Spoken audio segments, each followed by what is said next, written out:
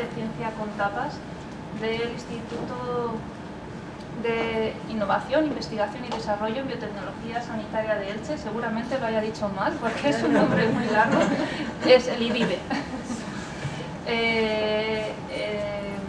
Son unas jornadas que disfrutamos mucho organizándolas y también realizándolas. Y en esta ocasión tenemos el lujo de contar con la profesora y doctora Luciane Parker.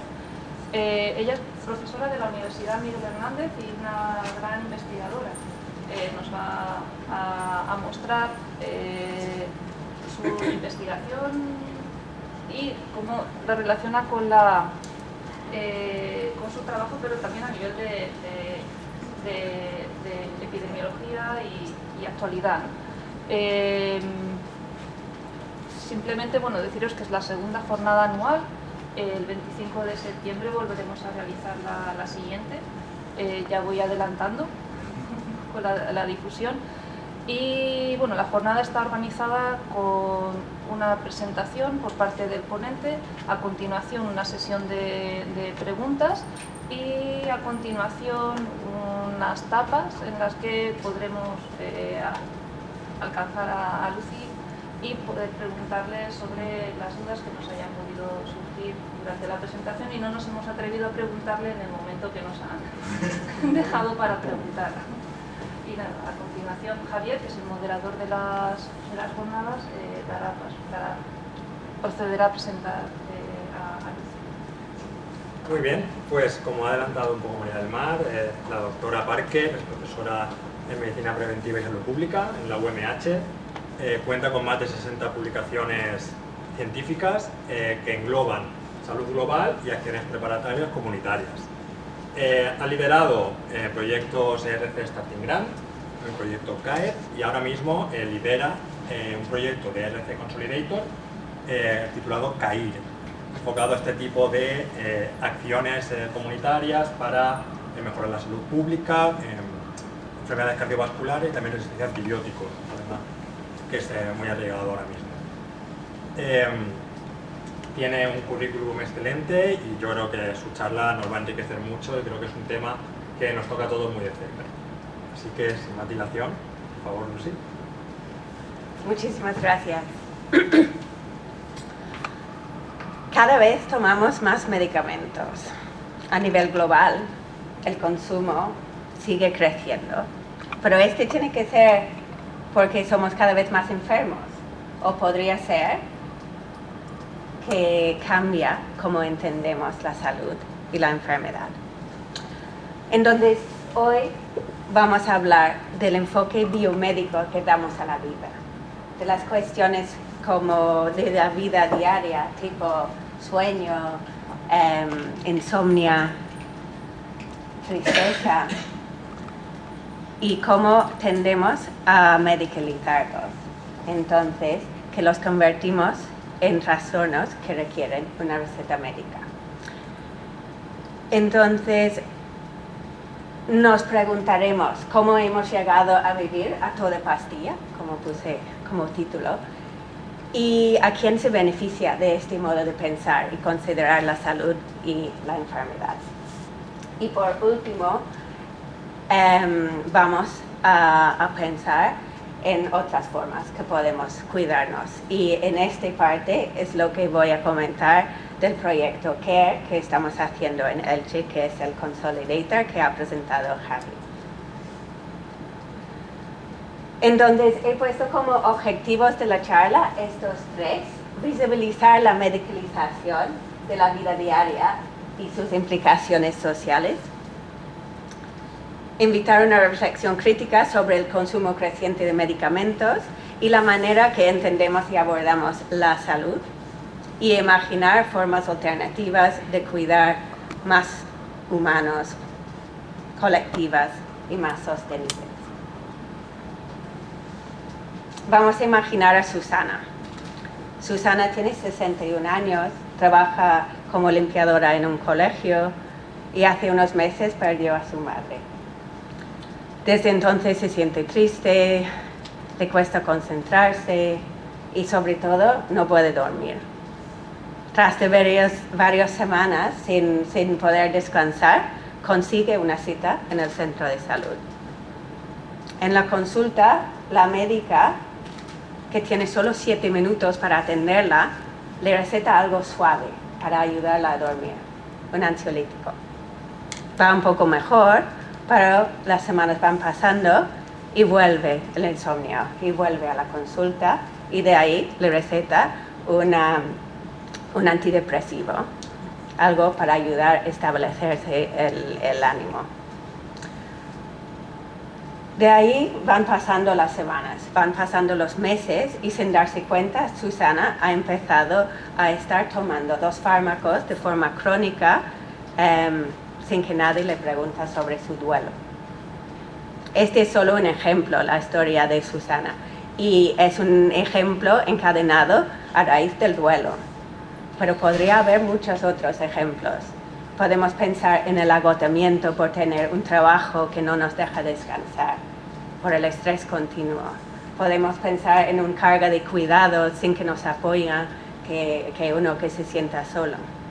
La ansiedad y las tristezas, los problemas de la vida, cuando entran en la consulta médica, suelen salir con una receta.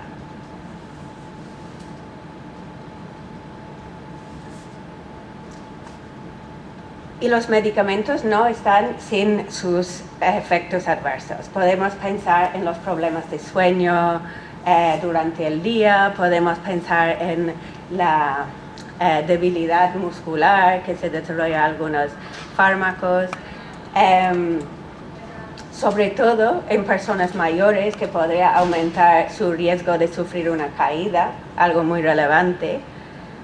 Podemos pensar en el efecto que tiene en movernos menos, de salir de casa menos, en la salud mental ahí, o también esta falta de actividad física, cómo influye en el aumento de peso, en la obesidad, otros diagnósticos o problemas de salud relacionados con hipertensión, con diabetes, por ejemplo.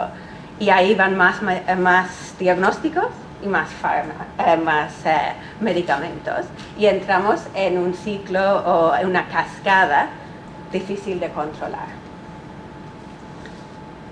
No estoy diciendo que los medicamentos son malos, está claro que a veces son muy necesarios y salvan vidas.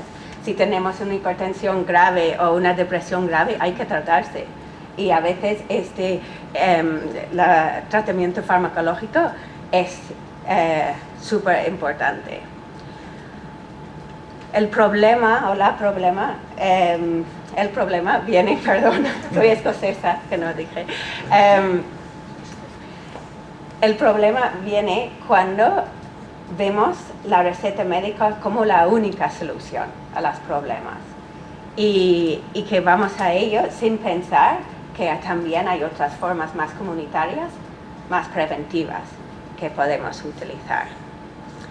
En España, igual que en otros países de renta alta, se considera que el uso excesivo y inadecuado de medicamentos está asociado con una pérdida de calidad de vida, especialmente en personas mayores. Entonces, he pensado dar unas definiciones. La medicalización ocurre cuando empezamos a tratar como enfermedades cosas que en realidad forman parte de la vida: la tristeza, el duelo, envejecimiento, el estrés. Pero también podemos pensar en eso, que problemas reales, la medicalización ocurre cuando asumimos que la única o la respuesta más importante, la solución más importante, tiene que ver con el sistema de salud, tiene que ver con una pastilla, una receta, con ir al médico, que nos ven, que nos...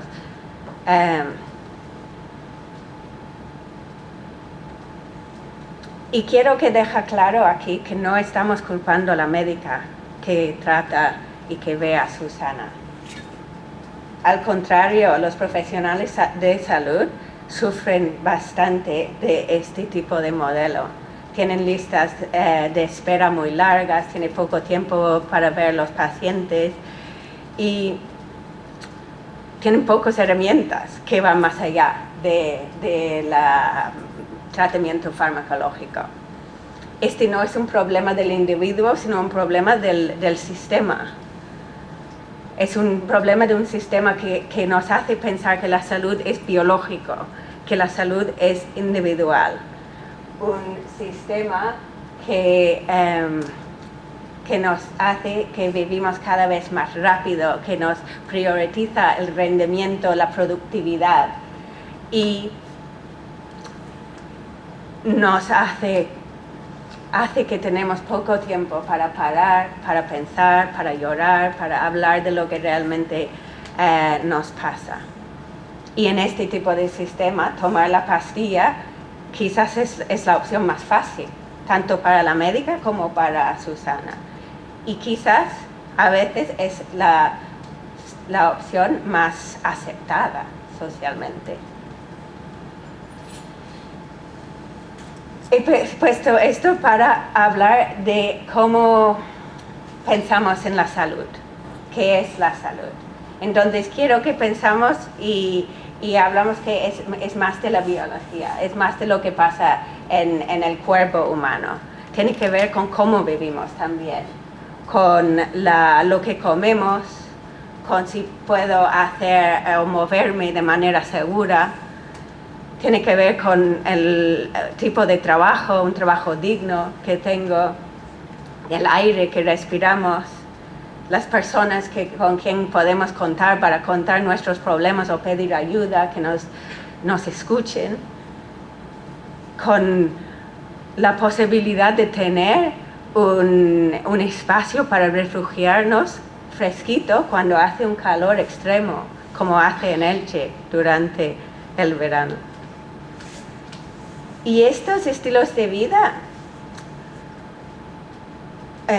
estas condiciones están influenciados en gran medida por las decisiones que se toman a nivel político, económico y social.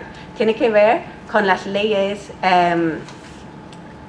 laborales que tenemos, por ejemplo, para regular los turnos, las horas y el sueño.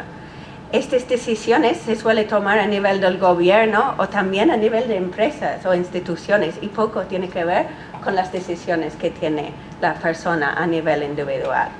Podemos pensar también en las políticas ambientales y la calidad del aire, etc.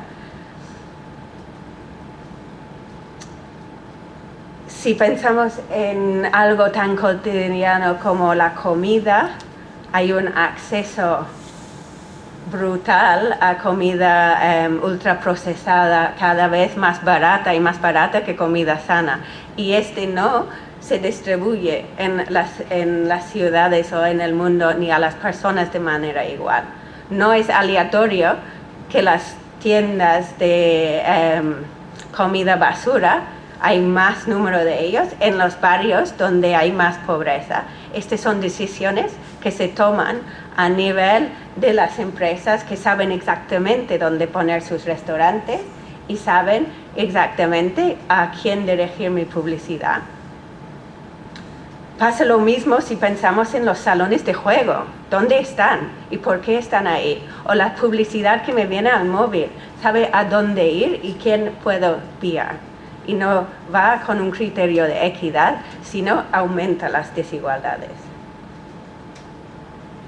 Estos se llaman los determinantes comerciales de la salud, que son las decisiones del mercado que moldean nuestros hábitos, nuestras opciones y influyen en nuestra salud y que influyen en cómo entendemos la salud en sí y cómo pensamos en lo que necesitamos para ser sano. He puesto en la esquina el influencer también para pensar, no solo es cosas negativas, pero cada vez más hay publicidad agresiva sobre este estilo de vida perfecto que puedo tener, los suplementos milagrosos o las tablas que hay que hacer en el gimnasio. El mensaje es muy claro, tu salud depende de ti.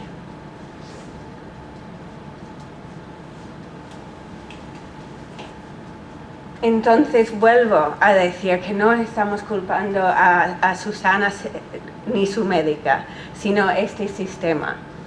y tenemos los problemas que llegan a la consulta, que tiene que ver con el entorno donde viven las personas y cómo es este entorno. Y el sistema de salud, tal y como está organizado hoy en día, tiene poco margen a veces de actuar sobre estos determinantes de la salud. Estos determinantes o estilos de vida que tenemos, y también menos todavía si pensamos en estos determinantes comerciales. Y ahí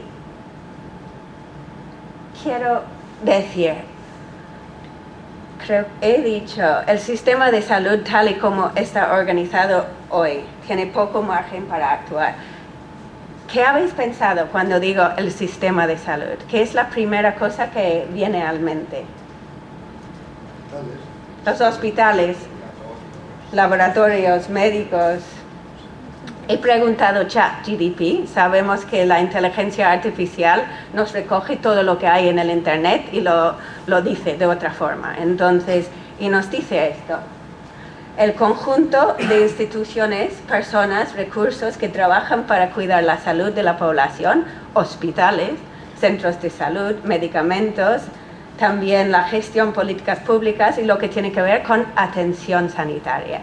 Y luego podemos ver en la imagen también el médico, la consulta online, vemos un cerebro, que es una definición de biología otra vez, vemos los medicamentos, recetas del seguro. Si pensamos en todo lo que hemos dicho antes, qué es la salud, qué determina la salud, y consideramos estos determinantes más sociales del trabajo, etcétera, ambiente, o las acciones de las empresas y determinantes comerciales, nos queda un poco limitado, ¿no? Entonces, una de las preguntas que dije al inicio, ¿qué beneficia esta forma de entender la salud? ¿A quién se beneficia de esto? Está claro que la medicalización no surge por sí. Está relacionado con intereses económicos y intereses comerciales. Podemos pensar en farmacéuticas, pero también en empresas de alimenticia o de vender lo que sea. Hay intereses comerciales.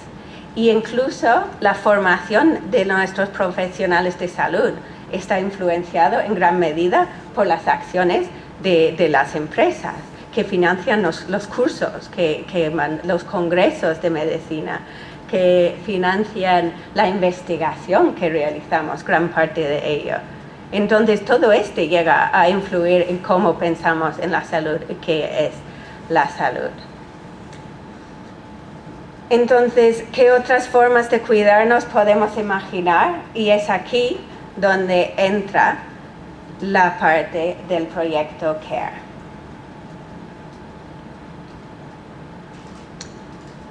Tenemos suerte que el Consejo Europeo de Investigación nos ha concedido 2 millones de euros de pensar en cómo podemos abordar la salud de otra manera.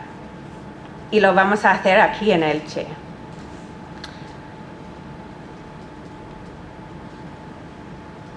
Primero, pensar en esta definición del sistema de salud, que es el primero que CARE quiere romper.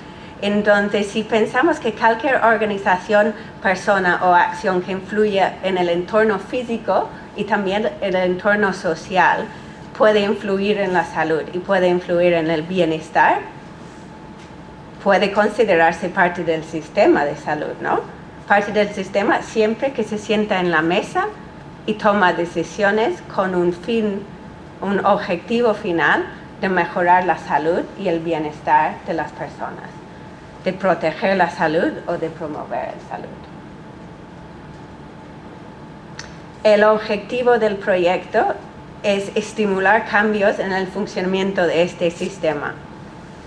Pretendemos demostrar cómo la co-creación de iniciativas comunitarias, con co-creación, quiero decir que la universidad nos implicamos, pero también damos voz a las personas que conocen más su barrio, sus vidas, a las personas que viven, los ciudadanos y ciudadanas, y también que contamos con las instituciones, con los centros de salud, con el ayuntamiento, con el técnico, y también pensamos que hay asociaciones en la comunidad que pueden influir en la salud. Pensamos en una asociación de vecinos que hace actividades para disminuir la soledad, por ejemplo, o para formar y crear actividades para personas con una carga de cuidados informales que acompañan a la consulta. Que hay muchas cosas que se puede hacer en la comunidad que va a influir en la salud. Entonces pretendemos demostrar cómo la co-creación conjunta de iniciativas puede mejorar la salud, puede mejorar la equidad en salud y puede reducir la medicalización. Y esperamos que esta reducción en medicalización se traduce en aliviar la carga sobre los servicios de atención primaria. Este último es importante si pensamos en la historia original, que no culpamos, pero esperamos que si racionalizamos cómo abordamos la salud, la médica de Susana tendrá más tiempo, energía y ánimos de atender a las personas, y estas personas serán las personas que tienen una necesidad real de estar tomando medicamentos. Podemos pensar, y también la médica tendrá más tiempo de hacer cosas preventivas y comunitarias. Y podemos imaginar un sistema que Susana no llega, porque no sufre tanto o no encadena el proceso tanto después de la pérdida de su madre, porque tiene otros apoyos en la comunidad que le puede ayudar en parte.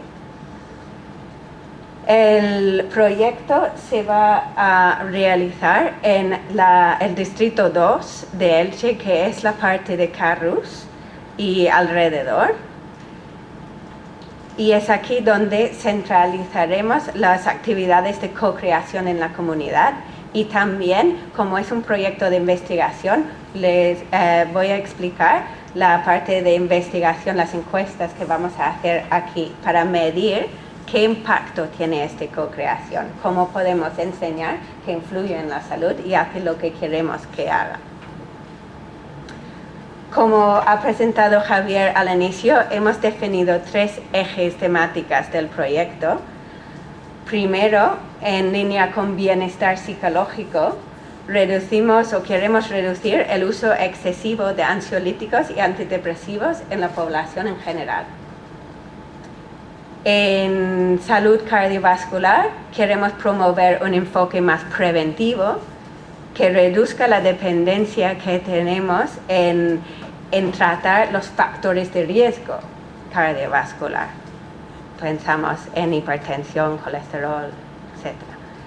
Y como último, queremos fomentar el uso racional de los antibióticos para abordar la resistencia a antibióticos. Entonces hemos definido estos temas de salud para ayudarnos a medir, y el tema central del proyecto es la medicalización en general y cambiar este enfoque. Ya lo he comentado un poquito, ¿cómo lo hacemos? Con el proceso de co-creación, que distintas personas que son profesionales, pacientes, vecinos, vecinas, instituciones, que se sientan juntos y podemos ver que cada uno trae algo.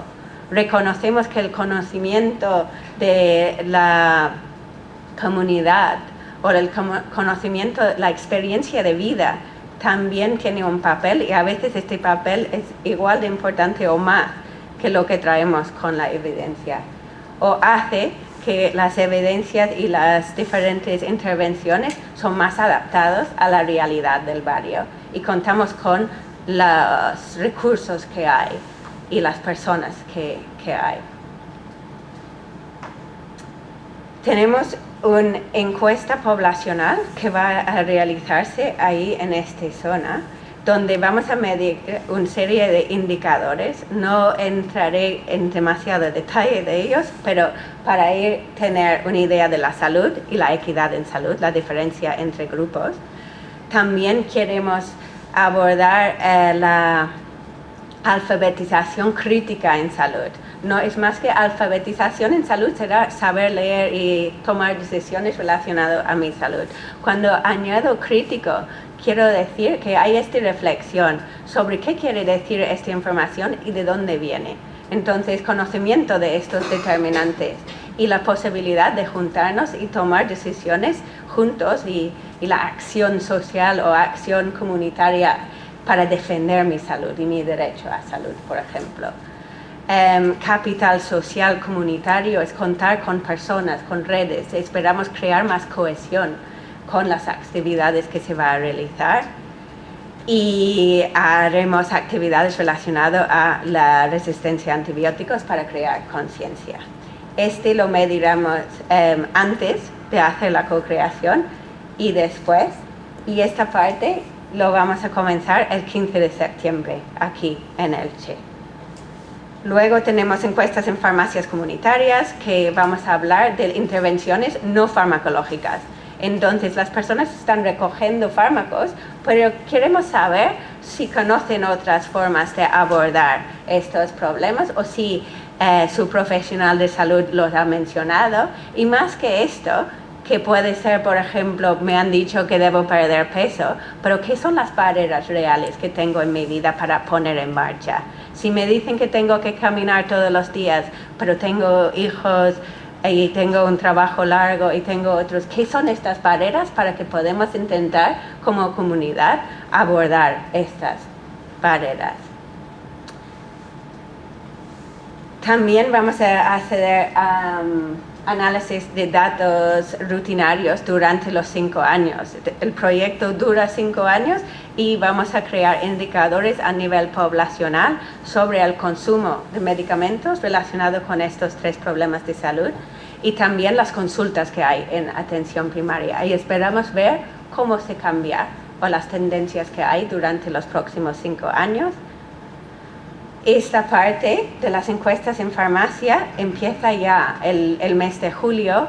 Hoy mismo el equipo ha estado, ya tenemos 3 farmacias que van a colaborar, esperamos tener 8, entonces esperamos para que el 1 de julio empezaremos.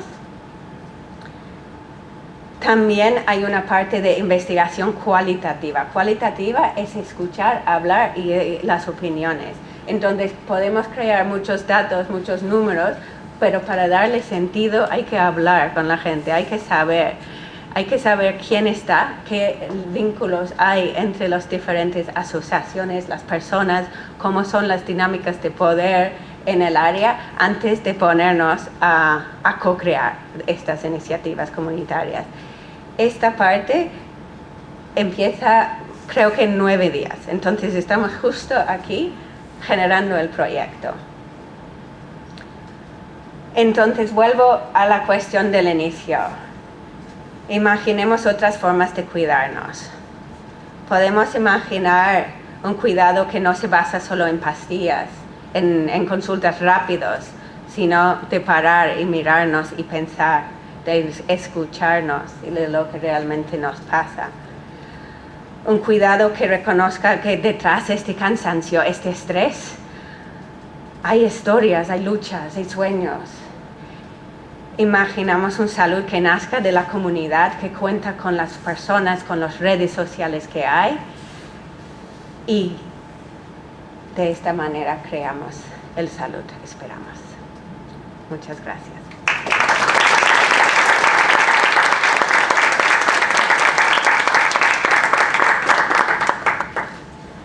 Muchas gracias, Lucy.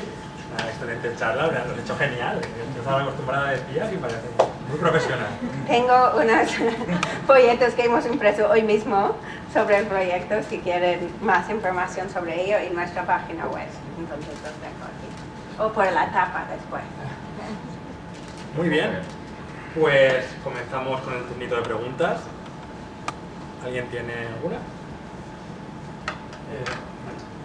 Hola, soy José Ramón. Muchísimas gracias, Lucy, por la charla. Es un proyecto, la verdad, que precioso, muy interesante. Enhorabuena por el trabajo. Te quería preguntar un poco por la anonimización de los datos de pacientes, por temas de protección de datos y tal. Porque sé que en el caso de historiales clínicos y cosas así, igual habéis tenido que hacer algún tipo de ajuste. No sé si con estas encuestas vais a intentar anonimizar al paciente o si los profesionales sanitarios van a tener que daros los datos un poco cortados o cómo lo habéis planteado. Un poquito. Muchas gracias. Entonces, el consumo de medicamentos, como es un dato agregado del sistema, está totalmente anonimizado. Vamos a tener a nivel zona básica, centro de salud, por sexo, edad, etc. Cuando vamos a las casas, es importante, y el proyecto ya cuenta con aprobación ética del Hospital Vinalopó y también del General de Elche. Lo que hemos quedado en hacer es que tenemos pseudo-anonimización. Entonces las personas firman su consentimiento informado, donde hay toda la información de protección de datos. Sus nombres y DNI y estos datos no quedan en ningún momento escritos en nuestras bases de datos, sino les aplica un código individual y luego responden a sus preguntas que quedan con este código. Entonces, en su consentimiento informado, ahí firman y están los datos y está este código, y esta es la manera de, si una persona decide ya no quiero participar, quita mis datos, podemos quitar los datos. Pero como investigadora yo no voy a tener este acceso, a no ser que pasa que alguien quiere salir. El base de datos y todo lo que utilizamos está pseudo anonimizado de esta manera. Sí. Gracias por tu intervención. Yo quería preguntarte una cosa, porque has hablado mucho de los centros de salud. Los centros de salud y los hospitales, ¿cómo funcionan? Te lo digo por una razón. Yo, por ejemplo, he tenido la suerte de tener buenos médicos en el centro de salud. Y antes de medicarte te mandan al hospital a que te hagan. Vas al hospital y entonces te dice que no hay nada. Y te devuelve a la médica. Entonces la médica tiene que medicar. Entonces los hospitales, el funcionamiento entre centro de salud y hospitales, porque yo veo que no van en consonancia. Porque al final los médicos te tienen que mandar medicación. Porque los hospitales... Es que a nivel de atención primaria pueden recetar y pueden hacer estas cosas y pueden hacer la contrarreferencia al especialista si ven que es necesario. Es cierto que la cercanía, tenemos médicos en la sala que quizás quieren contestar, pero la cercanía que tenemos con el médico de familia no lo van a tener en el hospital, porque llega ahí los casos ya más graves, más especialistas. Estoy hablando de circunstancias, sí, no de un resfriado, una gripe o... Sí, circunstancias que requieren. Y te remiten al hospital para que el hospital te haga antes de darte ninguna medicación, y resulta que del hospital te vuelven a mandar a la medicación. Y eso está pasando ya, vamos, yo lo puedo decir personalmente, pero es que está pasando con mucha frecuencia en los hospitales. Pero está bien que el médico de familia puede recetar y Sí, tratar. perfecto. Pero lo que pasa es un que sistema ellos que a veces funciona. quieren que vuelve. asegurarse, porque para mí son buenos médicos y quieren asegurarse antes de darte una medicación que te pueda ir mal o que te pueda ser contraproducente con otra que estás tomando. Con la historia quería también remarcar la dificultad a veces que hay para este seguimiento y esta visión holística. Entonces, como ha dicho otros medicinas que estamos tomando, es muy frecuente que se encuentren personas que ya están polimedicadas, que tienen muchos diferentes, y desde hasta la farmacia comunitaria se realizan iniciativas para intentar reducir o quitar cosas que ya no son necesarias. Entonces, con el proyecto no pretendemos diseñar o rediseñar el sistema de contrarreferencias que hay y que funciona en España, sino ver cómo lo podemos abordar de forma más colaborativa. Hasta tenemos farmacéuticos y especialistas en atención farmacia que quieren fortalecer un poco esta visión que tienen sobre las recetas que ya no son adecuadas o que están ya crónicas y que quizás se debe ir empezando a ver cómo se puede ir disminuyendo. Entonces, quizás hasta la comunicación entre farmacia comunitaria y centro de salud, estas comunicaciones es algo que espero que podemos generar con un proyecto de esta magnitud y esta duración, que yo creo que la mayoría de investigadores e investigadoras en la sala sabrá que es difícil conseguir financiación por 5 años, que muchas veces es menos, y es difícil conseguir financiación pública que te deja investigar algo que no hay ningún interés comercial. Va en contra del interés comercial. Va en contra.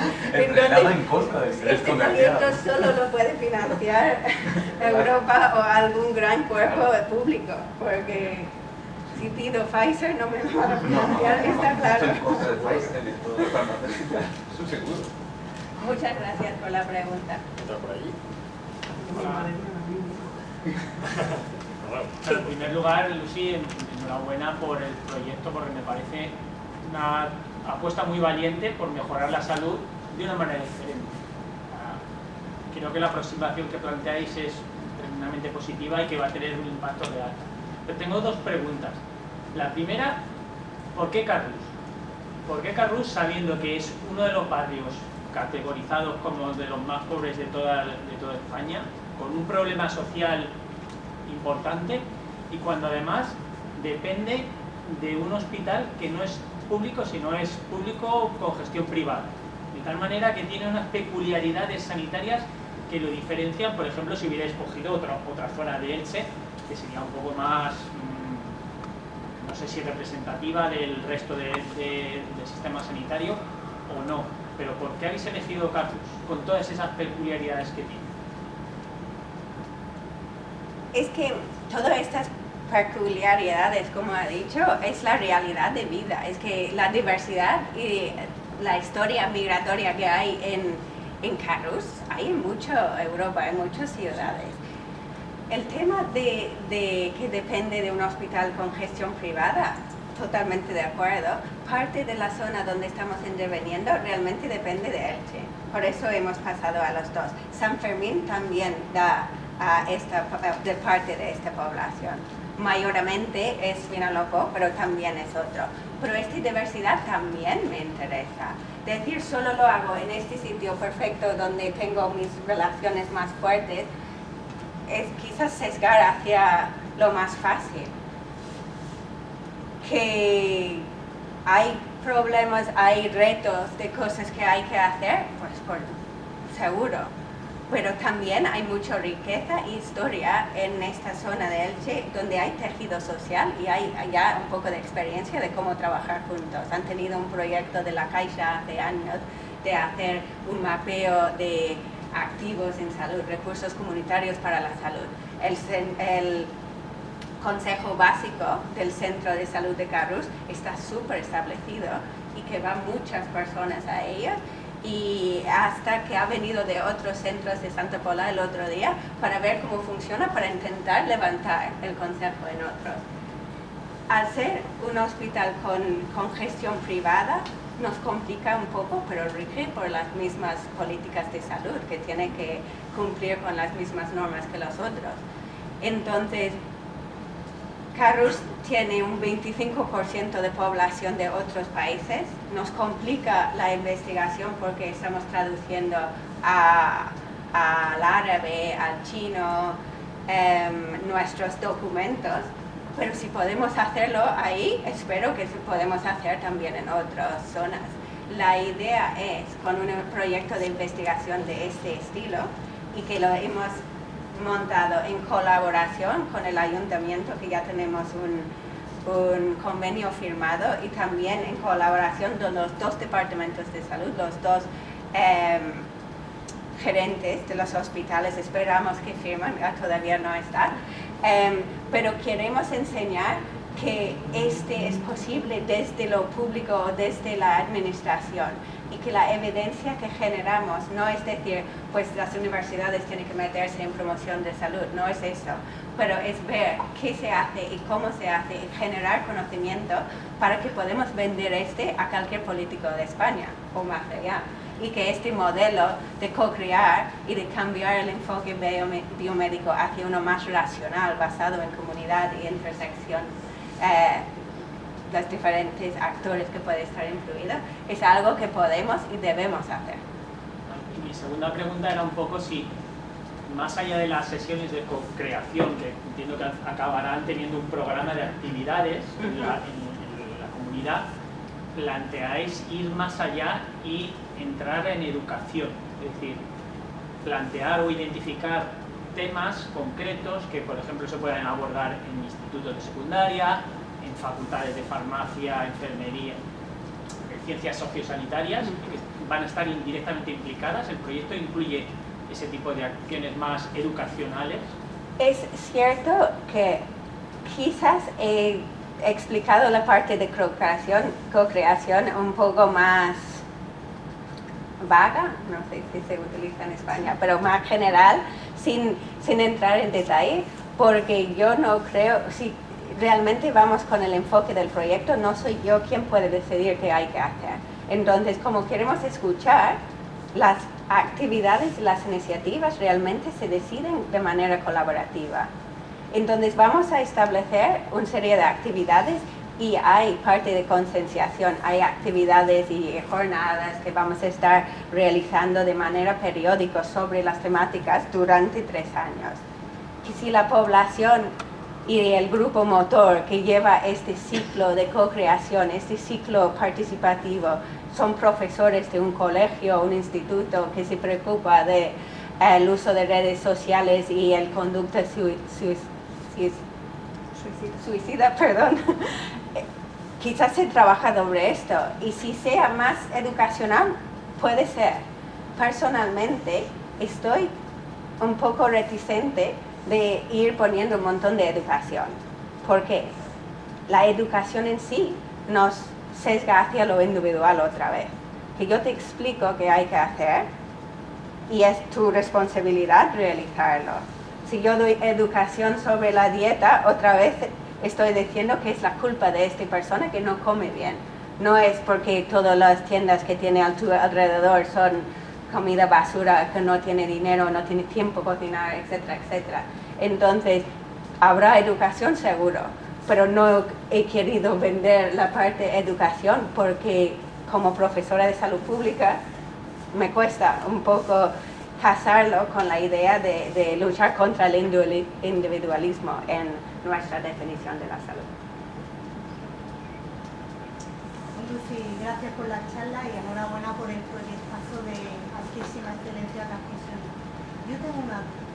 ¿Cómo se pueden extrapolar los valores que tú vas a obtener en una zona tan concreta a la salud global? Porque, por ejemplo, tú estás estudiando esta zona, que tienes la idiosincrasia que has estado hablando, zona pobre, zona... Imagínate que eso mismo lo estudias en Beverly Hills, que tiene en Beverly Hills, por ejemplo, te he dicho así, por decirlo, ahí tiene unas características completamente distintas. Entonces, ¿no sería necesario estudiarlo en diferentes regiones y viendo qué datos son los mismos en todas ellas para poder mejorar la salud global? Porque yo veo que estos datos van a arreglar mucho la salud regional, ni siquiera te estoy diciendo a nivel nacional. Eso quizás no he entendido bien el proyecto. Es perfecta la pregunta. Y lo dice porque somos grupo de salud global. Lo digo en general porque vale. Creo que el proyecto creo que es un proyecto bastante ambicioso y lo que intenta es que esos datos sirvan en general para todos. Exacto. Y tenemos el estudio de Carus como un ejemplo y está un poco relacionado con la pregunta del compañero. Entonces, es cierto que vamos a trabajar sobre lo que se necesita, pero cómo hacerlo y las herramientas del proceso, esperamos poder generar recomendaciones un poco más transferibles. Al ser un proyecto de investigación, no puedo decir que mi objetivo es mejorar la salud de Carrús, sino mi objetivo es enseñar o medir el impacto de este enfoque en la salud, en la equidad en salud, en la reducción de medicalización, y es el enfoque que damos y las herramientas que generamos sobre cómo co-crear, qué es el modelo, quién necesita incluir, que se vende a otros sitios. No las iniciativas en sí, porque las iniciativas claramente son contextualizadas a Carrús, en este caso. ¿Alguna preguntita más? Muchas gracias, Lucy. Ha sido una presentación muy reveladora y además enhorabuena por el proyecto. Es estupendo. Bueno, el segundo, porque ya venías de un proyecto muy grande. Y mi pregunta va en relación a la que ha hecho Ana María, pero es preguntarte si este tipo de sistema de estudio del modelo de salud ¿se aplica en otros países o es novedoso aquí y en este momento en Carrús? Pues en el discurso como marco teórico al escribir el proyecto, precisamente criticamos que la idea en sí no es el nuevo. Se habla de esto desde la Carta de Ottawa de promoción de salud, que tiene que ser intersectorial, que tenemos que trabajar de forma preventiva, o hace incluso más el Congreso de la OMS de Alma Ata habla de salud para todo haciendo este tipo de cosas. Pero que yo sé, en la mayoría de sitios sigue quedando un poco en la filosofía, lo aceptamos, lo escribimos, lo damos en las clases de salud pública en la facultad, pero al día a día sigue siendo bastante biomédico. Claro que hay países que tienen una visión un poco más social, más abierta, si pensamos en los países nórdicos, pero tienen otros problemas. Pero este enfoque en sí, intentamos vender la novedad.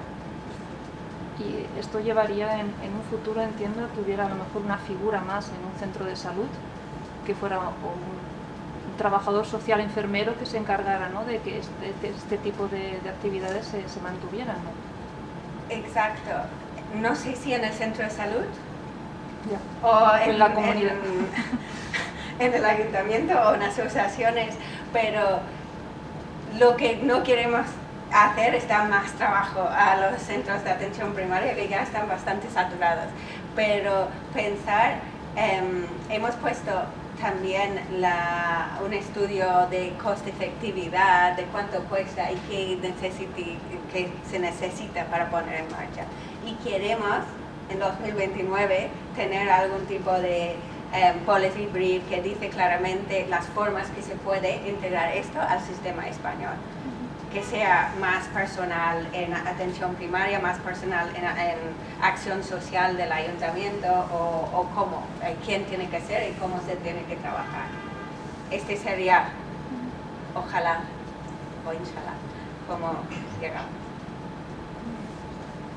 ¿Alguna pregunta más? Voy a ir un poco más allá de todo esto, ¿no? Porque estamos en la parte que es de salud social dentro de una charla de un instituto que trabaja en lo molecular sí. y que quiere desarrollar medicamentos.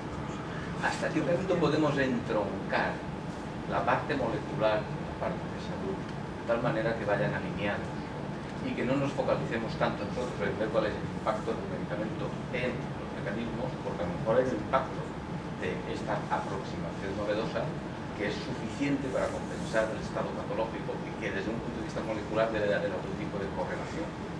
Y eso podría ayudar a su vez a instaurar ese tipo de modelo, dándole un poco de visión así, de sí. sueño, ¿no? De soñar un poco. Sí. Es cierto, cuando acepté la charla, mi idea fue adaptarlo un poco más a biotecnología y pensar en el instituto que ha invitado, pero por serie de motivos ha salido así. Creo que la parte de participación ciudadana sí que hay que integrar. La co-creación es muy de moda a nivel de lo que financia Europa y lo que se habla en todo, no siempre es una co-creación real. Entonces, encontrar la manera de que en nuestras investigaciones sobre nuevas moléculas y investigación que hay una participación real de personas y que cuando lo investigamos para ver el impacto, este impacto no se mide solo la biología, sino lo que importa a la gente. Entonces tenemos los pros y cons con las experiencias de las pacientes que a veces nos dice para una persona mucho más que si mi nivel de glicemia ha mejorado, pero yo me siento mejor, tengo mejor calidad de vida, este es lo que importa al paciente. Entonces, de involucrar de alguna manera este enfoque más humano en la investigación. A eso me refiero, porque sí. Al final yo lo miro como el efecto placebo, ¿no? Que a muchas se les da el placebo y el propio organismo, pensando que tiene algo, hace una reacción que es muy positiva y sobre la enfermedad. Y esto va a haber una modelación también por todos los inputs que está recibiendo el paciente a nivel comunitario, de cognición, etcétera, que puede estar modulando su circuito y la secreción, pues eso, disminuye la secreción de cortisol, aumenta no sé qué, pero todo eso posiblemente puede haber mecanismos en que se pueden estudiar molecularmente y entroncar las dos en una transdisciplinaridad que yo creo que puede ser interesante. Otro tipo de Frontier Grant que tienen los ERC, pero hay el Synergy. Exacto. Y yo justo estaba hablando con Blanca de esto, de casar la parte social para ver y estudiar y decir, y que quizás la gente no cree más. Se dice que tener personas con quien apoyarte tiene un impacto en la salud, sí, pero también podemos ver que reduce el cortisol o que aumenta no sé qué. El Synergy del futuro sale aquí. Sacamos un Synergy mañana mismo. Yo tengo 4 años más de este proyecto pero después, ya lo vamos hablamos. Le vamos dando cuerda a la cosa. ¿Tenemos alguna preguntita más? ¿Alguna? Si no hay más, hago yo una, que me estoy aguantando por si alguien la hacía. Yo quería hacer una muy en la línea de la que ha preguntado María del Mar antes. Y es, bueno, viendo un poco tu currículum, he visto que estuviste con Médicos Sin Fronteras, en zonas como Iberia, con el ébola, Eswatini, con el VIH. ¿Cuáles son las diferencias principales entre este tipo de sistemas sanitarios de estos países? Y, por ejemplo, Carlos, que es mi centro de salud además. Estoy muy contento de que sea así. Me van a hacer la encuesta. Igual me toca a mí. Igual vienen a la casa y abre la puerta y habla. Creo que en mi familia puede tocar, porque estamos todos ahí, así que... pues muy bien. Así que me llamó la atención qué tipo de diferencias puede haber ahí, qué retos. Sí, no sé dónde empezar. Muchas, hay muchas diferencias. Es cierto que al terminar la tesis en salud pública fui a trabajar durante 3 años con Médicos Sin Fronteras en diferentes países. Tenemos también un enfoque biomédico muy claro y el sistema y quizás más paternalista de lo que tenemos aquí, que yo digo exactamente hay que tomar esto y cómo hay que hacer. Pero también tenemos, quizás por necesidad,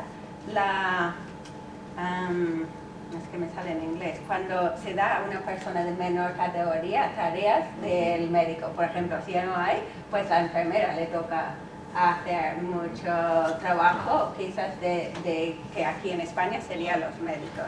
Y la promoción de la salud ni siquiera lo hace del médico, sino un paciente experto, una persona que tiene VIH, que maneja bien su VIH y es la persona que más puede explicar cómo hay que tomar el tratamiento, cómo hay que trabajar. Entonces yo diría ciertas cosas quizás un poco más avanzadas. Y cuando, después de trabajar en Médicos Sin Fronteras, volví a la UMH como profesora, decidí pedir el Starting Grant, que es el primer proyecto. Fue inspirado un poco por los problemas que veía y también por las fortalezas. Entonces decidí pedirlo en enfermedades crónicas, en la diabetes y en Ecuador, que era el proyecto antes. Y pensar en las enfermedades crónicas que tenemos mucho en los países de medio y altos ingresos, pero pensar que podemos aprender sobre este modelo de involucrar la comunidad un poco más, porque es lo que había visto también en los proyectos de MC. Muy interesante. Pero es una pregunta difícil. Digo, no sé. Muchas gracias. Muchas gracias. Pues nada, si os parece, lo dejamos por aquí. Ahora los que no os hayáis atrevido podéis preguntarle cositas durante el refrigerio. Y nada, pues dar un aplauso a Lucy y las gracias.